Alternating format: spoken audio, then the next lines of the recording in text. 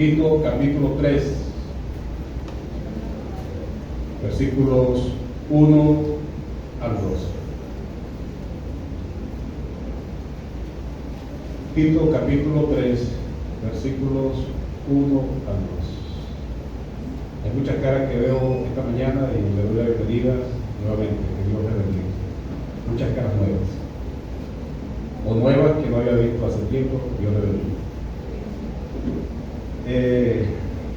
Haciendo un recordatorio de lo que ha sido la exposición de esta carta, estuvimos observando los pasajes anteriores de los capítulos 1 y 2 acerca de la conducta y el carácter de los cristianos en la iglesia. Ese es en un sentido más hacia dentro, como parte del pueblo de Dios. Somos llamados a eso que se explicó en el capítulo 2, el carácter de los hombres, de las mujeres, de los jóvenes, y todo lo que pudimos ahondar allí en ese capítulo 2. También la parte que vimos acerca de nuestra común salvación. Pero ahora entramos en otro tipo de análisis, y es más la actuación del cristiano hacia afuera, es decir, hacia el mundo, sus relaciones con las demás personas. Y uno de los problemas que uno observa en el cristianismo, mejor dicho, en el mundo evangélico, es que mientras más nos convertimos en evangélicos, más nos aislamos del resto de las personas, y no debería ser así. Más bien deberíamos abrirnos, como dice el pasaje de Mateo, en la vigilia recordamos eso. La iglesia es como una ciudad que se ha puesto en un monte alto y no se puede esconder. Eso es lógico. Pones algo sobre una parte alta, es difícil de esconder. Entonces la iglesia tiene el desafío no de cerrarse al mundo, sino de abrirse a las personas. Amén. De dar a conocer este mensaje que nos está transformando, que está cambiando nuestra vida, ¿o no? Por eso este mensaje en la mañana de hoy tiene que ver más con directrices cristianas de la conducta del creyente hacia afuera. Y hay dos cosas que vamos a mirar en estos dos versículos. Uno tiene que ver cómo nos relacionamos con las autoridades que están puestas en gobierno, o autoridades gubernamentales. Otros dicen gobierno y autoridad hacen la diferencia. Y la otra parte tiene que ver cómo nosotros los cristianos debemos relacionarnos con el resto de las personas. Así que en esas dos direcciones vamos a abordar el tema de esta mañana.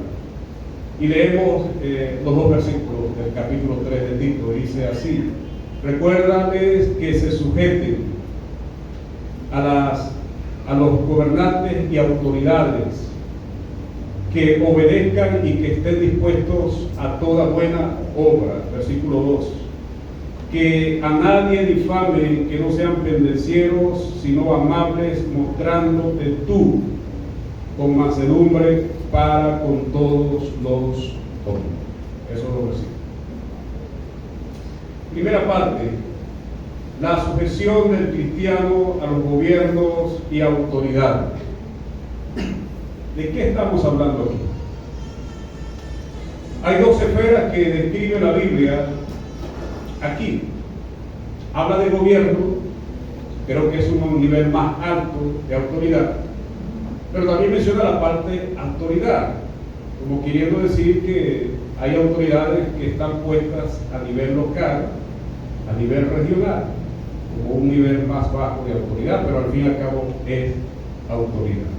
Sea lo que nos quiera decir la Biblia, si uno va ahonda un poco más allá en el texto debajo, el texto griego dice: sujétense a los principados y autoridades. Y usted dice que el Señor reprenda. Pero es lo que dice el texto: sujétense a los principados y a las autoridades. Y Efesios nos recuerda tenemos una guerra, ¿no?, contra principados y autoridades. Entonces, más es el sentido de principados y potestades terrenales. Y algo que necesitamos recordar, mis hermanos y mis amigos, es que la cosmovisión es la forma como vemos el mundo. La cosmovisión, como Pablo en ese momento escribe, hablando de sujeción al gobierno, es muy distinta a la manera en que nosotros miramos hoy el gobierno. Le explico. Para ese momento, ¿quién gobernaba el mundo? Roma. La Roma imperial, por más de 1400 años, fue el centro del poder militar, geopolítico del mundo. Roma, hasta que fue desplazada por Constantinopla, los turcos. Pero desde el año 27 a.C., Roma se constituye en el gobierno mundial. Así que Pablo no tiene para ese momento una cosmovisión de lo que nosotros llamamos gobiernos democráticos. Él estaba muy ajeno a eso. Si usted se sentara con Pablo, vamos a hablar de gobierno democrático, Pablo hubiera dicho, ¿qué es eso? Porque lo que Pablo conocía era monarquía, el gobierno de uno que estaba puesto en autoridad. Y no quiero que pierdan de vista eso, porque a veces nosotros sustraemos el pasaje y lo queremos aplicar ya a nosotros. Y usted dice, ¿y yo tengo que sujetarme a este tipo de personas? Lo central de este versículo, mis hermanos y mis amigos, que aparece en el versículo 1, me refiero, es el verbo sujetarse. Recuérdales que se sujeten. Ya lo derivativo, lo que deriva de allí, se amolda a este mandamiento. Este es un imperativo. Dios nos está diciendo, ustedes si quieren, háganlo. Si pueden o cuando puedan. Es un imperativo. Sujétense. Y para ese momento que se escribe esta carta, aproximadamente 64, 65 después de Cristo, quien está en el gobierno de Roma, el emperador, es nada menos que Nerón. Y ese era un personaje muy odiado. Era un terrible tirano. Y Pablo hubiera dicho, oye, a Nerón no. A Nerón no, olvídense de Nerón. No. Cuando él escribe esa carta, estaba consciente de quién estaba gobernando. Cuando escribe la carta a los romanos, que también habla allí acerca de la sujeción a los gobiernos, Pablo estaba consciente de que Roma estaba gobernando.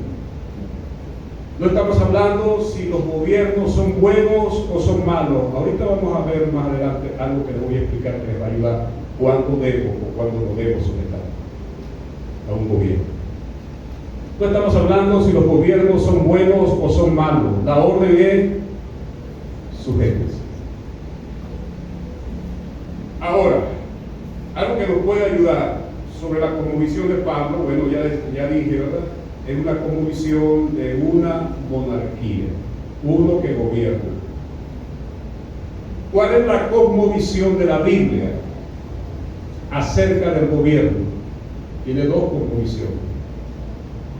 Si vamos al Antiguo Testamento, ¿quién gobernaba sobre Israel antes que fuese un rey?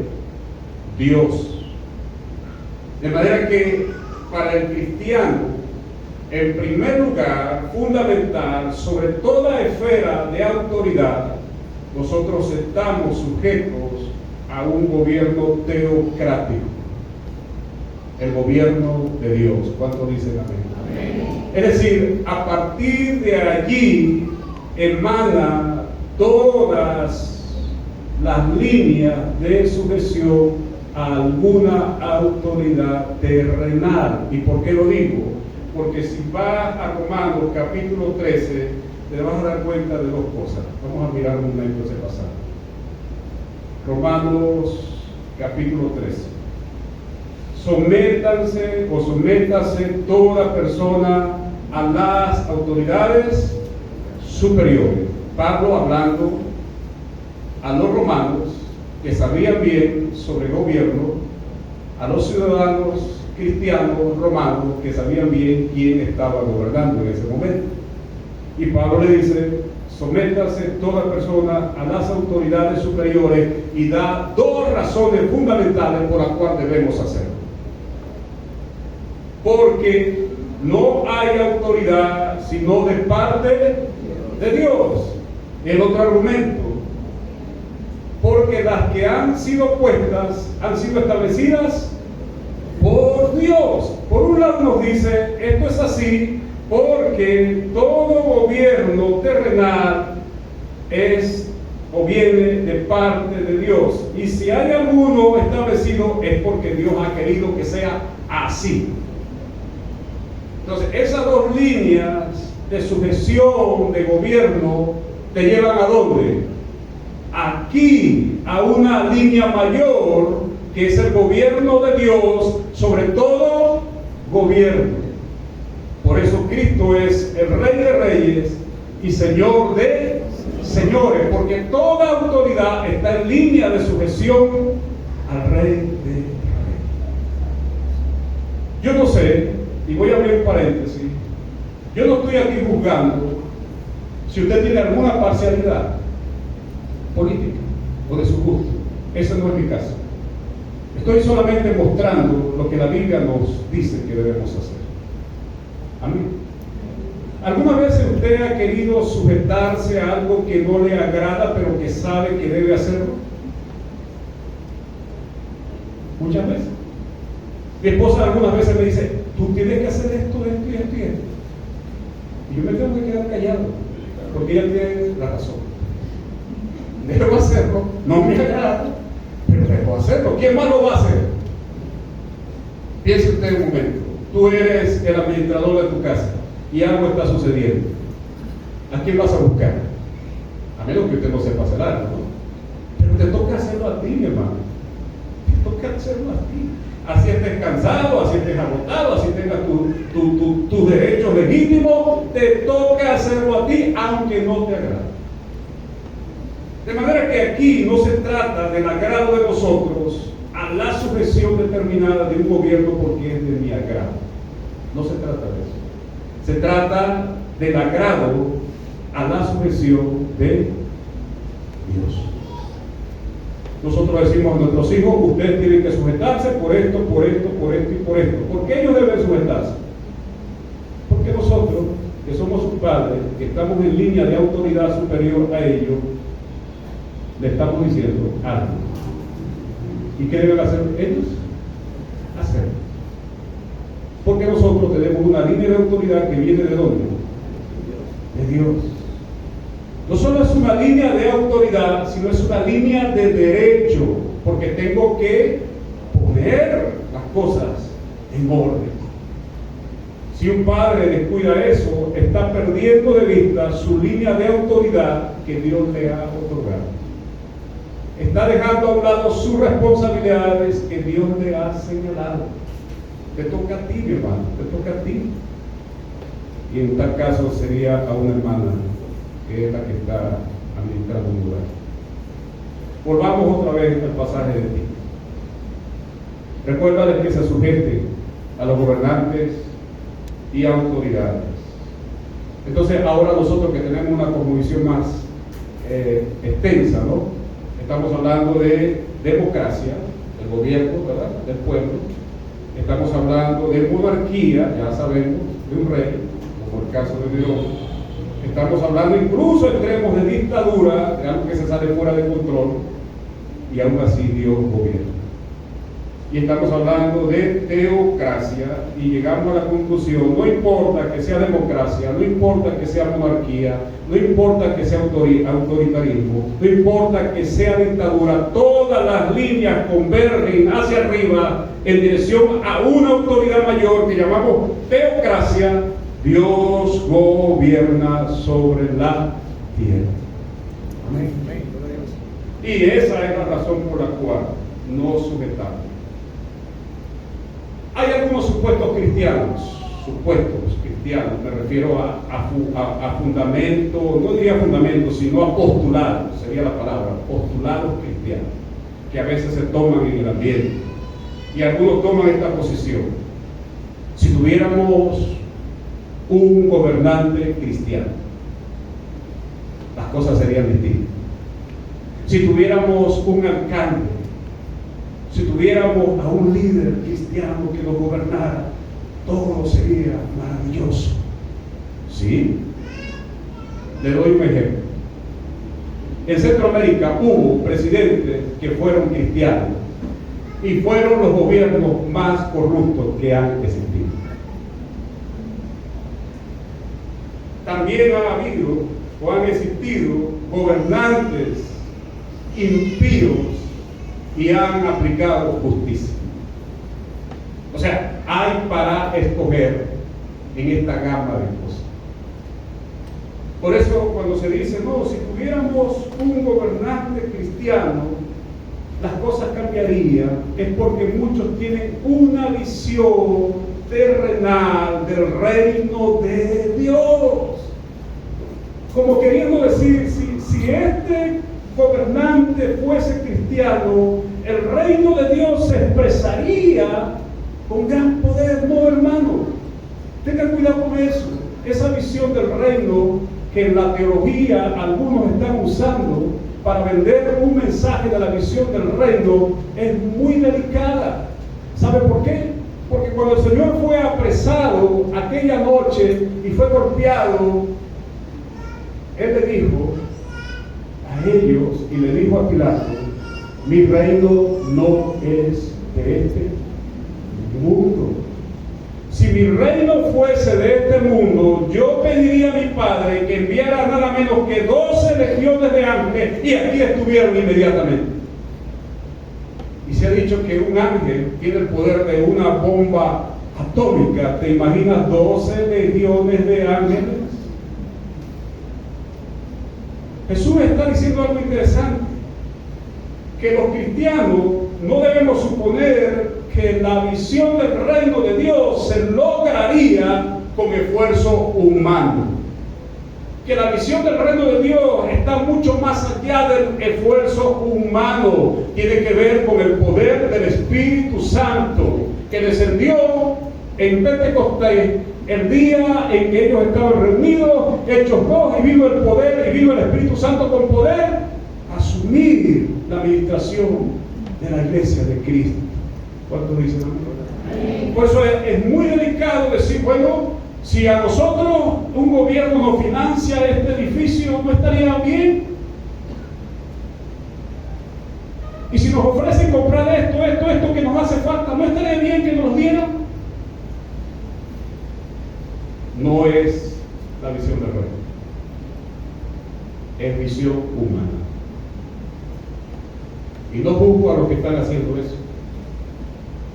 Pero usted imagina que nosotros tengamos un letrero allí que diga: esta iglesia, este edificio fue construido por fulano de tal. ¿Quién recibiría la gloria? ¿Quién recibiría la alabanza? ¿Dios? Bueno, no es el postulado o el supuesto si tuviéramos un gobierno cristiano. Se ha fallado. Los coreanos del sur, no del norte, los coreanos del sur, ellos dicen: mira, no importa que el color sea azul, no importa que el color sea rojo, el que nos gobierna. Lo importante es que quien nos gobierne en verdad sea gente, y me voy a adelantar a lo que iba a decir, sea gente que pueda gobernar con este principio. Vaya por favor a Proverbios capítulo 29, versículo, ya le digo, anoté el pasaje, pero no estoy seguro que fue Proverbio 29. Bueno, el caso es que la Biblia habla de que si el justo gobierna, ¿qué pasa? usaré 29:2. ¿Cuál es el principio de gobierno general que observamos en la Escritura? Cuando los justos dominan, el pueblo se alegra, mas cuando domina el impío, el pueblo gime. Ese es el principio. Si alguien gobierna con justicia, va a traer alegría al ser humano. Si alguien no obra con justicia, ¿qué va a traer? Sufrimiento humano. Y entonces aquí surge una pregunta que se hace en teología. ¿Y Dios está de acuerdo con nuestro sufrimiento?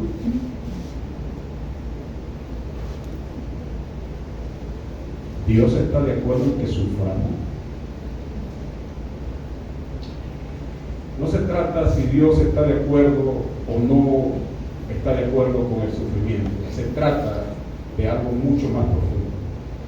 Que Dios incluso gobierna sobre el mal. Que Dios gobierna sobre el mal. Y que Dios puede de una manera determinada usar el sufrimiento incluso para nuestro bien.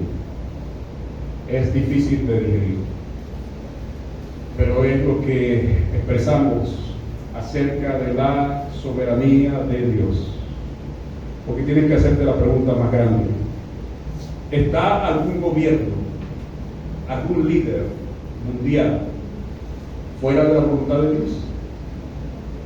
Si tú dices que sí, estás anulando la soberanía de Dios. Pero cuando digo que está dentro de la voluntad de Dios de manera positiva, no estoy diciendo que Dios está de acuerdo con lo que está haciendo. No es el caso. Otra vez, para que se digiera. Dios es soberano. Amén. De manera que no hay un solo gobernante fuera de la voluntad de Él, en el sentido de que ha sido puesto por Dios, o Dios lo ha permitido, o Dios ha dejado que se establezca. ¿Me explico? Jesús soberanía. Pero eso no significa que Dios esté de acuerdo con lo que está haciendo. Le pongo un ejemplo. Dios constituyó a Saúl como rey, pero con los años lo desechó. Y sin embargo, Saúl gobernó 40 años y lo hizo bien mal. ¿Estaba Dios de acuerdo con lo que él estaba haciendo? No, pero lo había dejado en su soberanía para otros propósitos mayores que nosotros al sol de hoy todavía no entendemos. Le pongo otro ejemplo. Salomón, hijo del rey David, y creo que lo tratamos esta semana. Una noche se le aparece el Señor en visión y le dice a Salomón, un jovencito que apenas calculo yo que tendría como 20 años: pídeme lo que quieras para que sea rey. Y uno dice, esta es la oportunidad de oro. ¿Y qué pidió él? Señor, sabiduría, necesito sabiduría para gobernar este pueblo. Y Dios le agradó la propuesta y no solamente le dio sabiduría, le dio todo lo que él quiso. Y fue un tiempo de esplendor, de gobierno. La gente estaba alegre, estaba contenta, trajo alegría al pueblo. Hubo paz en su reino por unos años, pero después se desvió su corazón y Dios prácticamente lo desechó, pero lo dejó allí. Así que eso no se trata de nuestros gustos, porque yo estoy seguro que de repente usted diría: Señor, gracias por la esposa que me has dado. Gracias, Señor. Gracias. Oh, gracias, Señor, por el esposo que me has dado. Pero es lo mejor que Dios te ha dado. Amén. Denle un aplauso al Señor.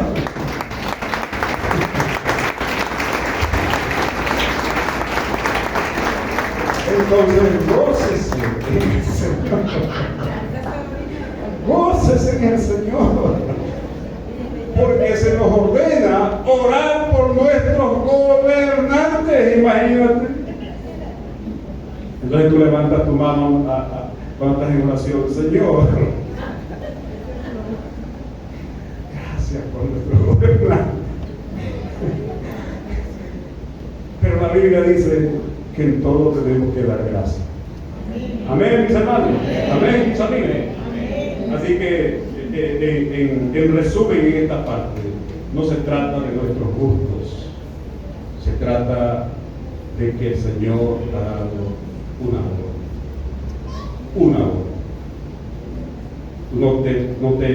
No puedes ver en las Escrituras del Nuevo Testamento a ninguno de los apóstoles buscando un argumento para decirle a la iglesia, no, a Nerón no, a ese no, y al otro que viene tampoco, no, sujétense a los gobiernos y a autoridades. Amén.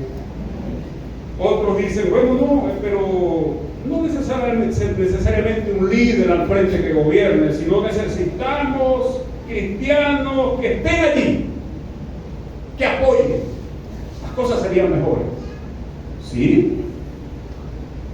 Hermanos, con todo respeto y disculpe, muchos cristianos que han asumido cargos de responsabilidad gubernamentales también se han enredado feamente.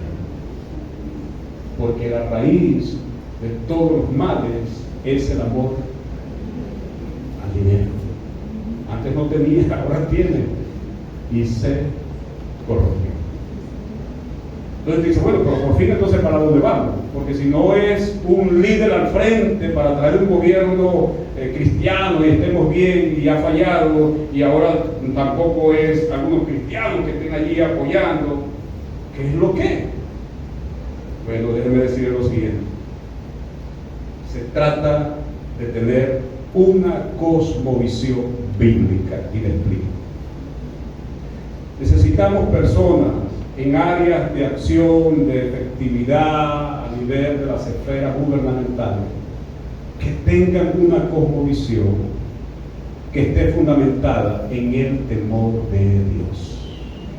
Que aprendan a ver las cosas como Dios las ve, porque no necesariamente uso esa palabra, no necesariamente el que sea cristiano garantiza que va a hacer las cosas bien. Ese cristiano pudiera no tener una cosmovisión bíblica. En pocas palabras, pudiera no conocer lo que Dios quiere que se haga, aun cuando es cristiano. Por eso yo creo que toda iglesia debe tener una cosmovisión bíblica, para que sepamos por dónde Dios quiere que caminemos. Amén. ¿Cuándo debo dejar de someterme a un gobierno? Es una buena pregunta. Bueno, miremos Hechos capítulo 5, versículos 29 al 31. Usted lo sabe, usted conoce el pasaje. Aquí tenemos el caso de los apóstoles. Ellos se les prohibió predicar el evangelio, ¿sí? Sufrieron cárceles y luego los trajeron ante las autoridades. En este caso eran autoridades religiosas de su pueblo, pero que de cierta manera también gobernaban, aunque estaban bajo el gobierno de Roma. Y la orden fue, versículo 28, ellos le dijeron, ¿acaso no le dijimos a ustedes que no enseñen sobre el nombre de Jesús? Ahora estamos mirando que por todas partes ustedes están hablando del evangelio. ¿Y qué dijo Pedro? Bueno, es necesario obedecer a Dios antes que a los hombres. Cuando un gobierno humano nos está dando una orden expresa que desconozca el evangelio, es el momento ya de no someterme a esa orden. Ahora, ¿eso es fácil? No, porque las consecuencias nos van a venir. Está de nosotros asumir las consecuencias. Mientras que un gobierno no nos ordene dejar de predicar, no nos ordene negar nuestra fe, no nos ordene que no podemos congregarnos para alabar al Señor, no nos ordene que no pueden leer las Escrituras, la palabra de Dios, tú y yo debemos someternos a ese gobierno del Eterno. Amén. Cuando estos principios tienden a ser violados, es momento de decir, no me someto, porque es mejor obedecer al Señor teocracia, que es el que emana la orden más expresa, ¿verdad?, sobre esta orden. Ese es el principio para los cristianos. Amén. El lado de la esfera de sujeción a las autoridades. Ahora, número 2, actuación de los cristianos ante la esfera social o relacional. Miremos ahora Tito otra vez, capítulo 3. Y ahora aquí tenemos este versículo muy interesante. Lo que miramos de esta carta de Tito, hermano, que es un catálogo de directrices cristianas para nosotros, de nuestra actuación en la iglesia, nuestra sujeción a las autoridades y nuestras relaciones con los demás. Dice el verso 2, que a nadie difamen, que a nadie, que no sean pendencieros, sino amables, mostrando toda mansedumbre para con todos los hombres. Varias cosas observamos aquí sobre este segundo punto, la actuación de los cristianos ante la esfera social y relacional. Número 1, que a nadie difame. ¿Qué significa difamar? Hablar mal de alguien, hablar, expresarse mal de alguien. No tenemos ese derecho de expresarnos mal. Usted puede buscar excusas para expresarse mal de un hermano, de alguien, pero no tenemos ese derecho. Porque aquí dice, a nadie difame, no hables mal de ese hermano, no hables mal de esa persona. No tienes ese derecho, no tengo ese derecho. Tenemos que lidiar con nuestros deseos, porque nuestros deseos tienen a imponerse, ¿verdad? Y podemos tratar de dar mal de alguien. ¿Quién de aquí nunca ha hablado mal de alguien?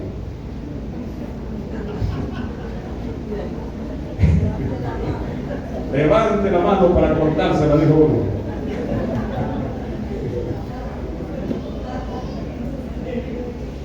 Este pecado, esta humanidad caída, de alguna otra manera, alguna vez hemos hablado mal de él. Pero la Biblia dice, no hables mal, no difames, usa esa expresión, no difames, inventar cosas que no son.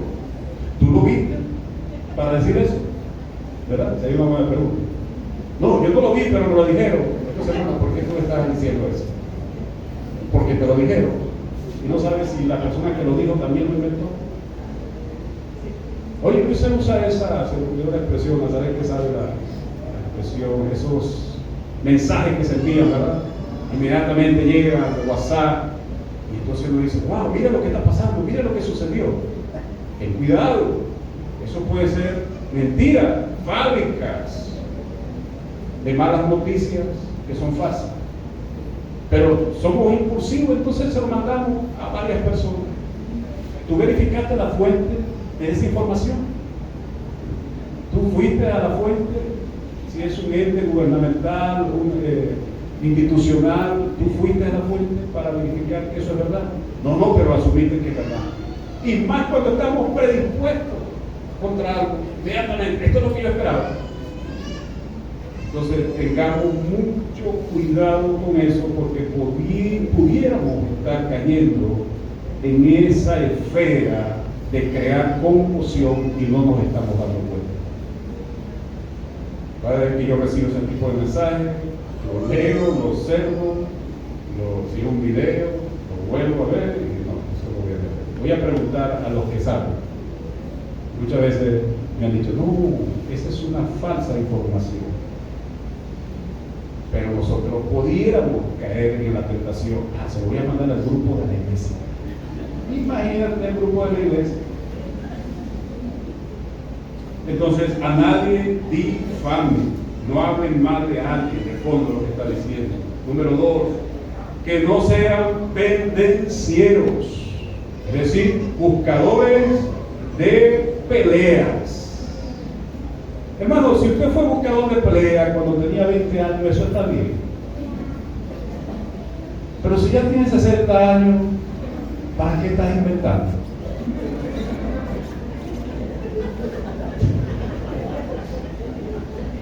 Mire, lo van a agarrar.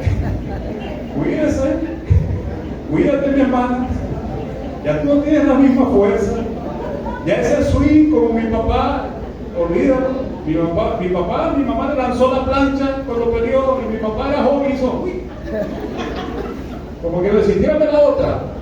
Pero no, porque con los años ya ni moría el cuello. Entonces, cuídese. Lo llama y me llama a que no seamos pendencieros. Eso significa no buscadores de peleas, sino buscar la paz. La Biblia dice en Romanos capítulo 12, 18, mientras dependan de ustedes, tengan paz con todos. Es decir, mientras dependan, habrá un momento en que no va a depender de ti. Es cierto. Habrá momentos en que vas a tener que plantarte y defender tus derechos. Es cierto. Habrá momentos en que vas a tener que plantarte porque se está cometiendo una injusticia. Es cierto. Pero mientras puedas pasar esa línea, cambiar la hoja, tú dices, no vale la pena que yo me enrede con esto. Imagínate.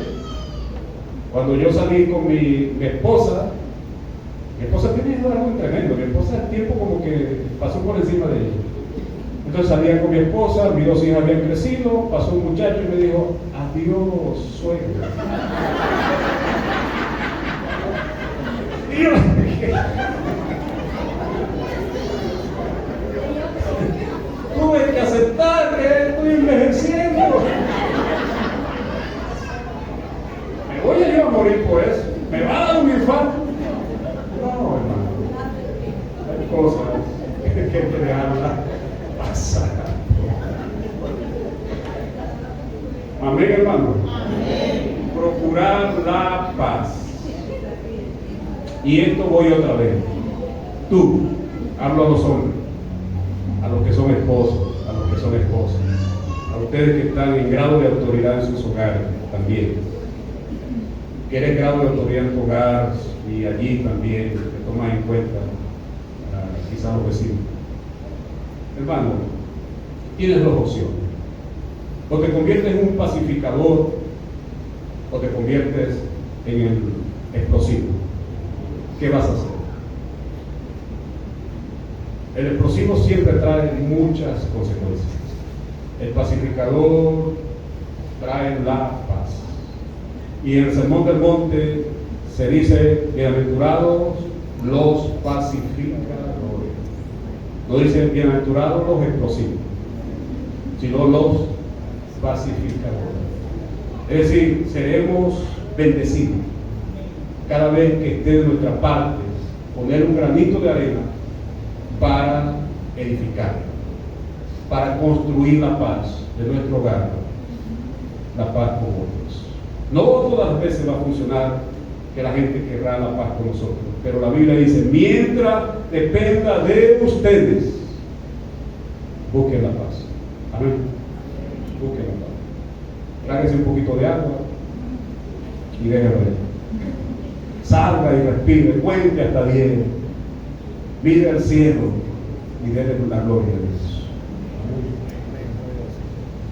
La otra cosa se nos dice en el verso 2, sino amables.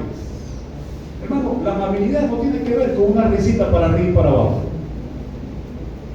Oye, esa persona así es amable, cuidado, cuidado. Puede ser una dinamita, eso no lo sabe. La amabilidad tiene que ver con el corazón. Amén. que se refleja externamente, es verdad. Pero no es tanto de afuera hacia adentro, sino de adentro hacia afuera. Amabilidad es la actitud respetuosa, cordial. A veces tú puedes decir a esta persona, yo no le voy a dar los buenos días porque no lo merece. Que no lo merezca, es verdad. Pero ¿qué te cuesta decir buenos días y tragar? Si te dan los buenos días, amén. Si no te los dan, amén. Pero no te cuesta nada. No te cuesta nada. Buenos días, buenas tardes, buenas noches, cuidado, el perrito, aparte, el gatito, qué sé yo. De los buenos días, de las buenas noches. Si no le responde, ¿sabe qué dice la Biblia?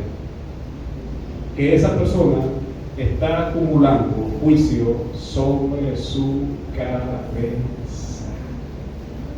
Es decir, Dios se encarga. Pero usted pase, trague y diga buenos días con permiso, buenas tardes con permiso, y lo demás déjeselo al Señor. Amén. Déjeselo al Señor.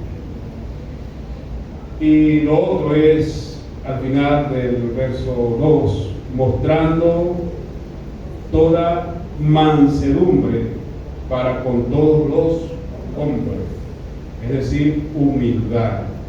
Y otra vez, la humildad también tiene que ver con el corazón. No se trata de vestirse. O sea, que si esa persona se viste pobrecita y sin ánimo despectivo, ¡ay, qué humilde es! Cuidado, cuidado. Eso no significa que es tan humilde. Entonces no se trata de lo externo, se trata del corazón, mostrando humildad para con todos, en cuanto también dependa de nosotros.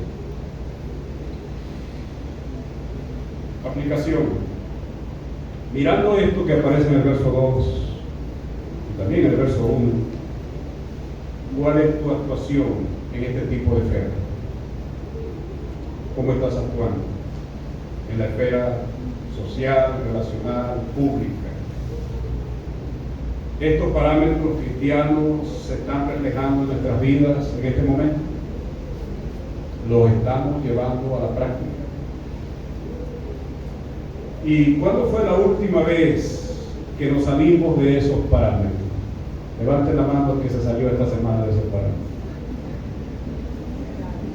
Estamos creciendo, estamos avanzando, caminando con el Señor. Se nos ha dado esas directrices para bien del pueblo de Dios. Amén. Oremos al Señor. Padre, muchas gracias esta mañana.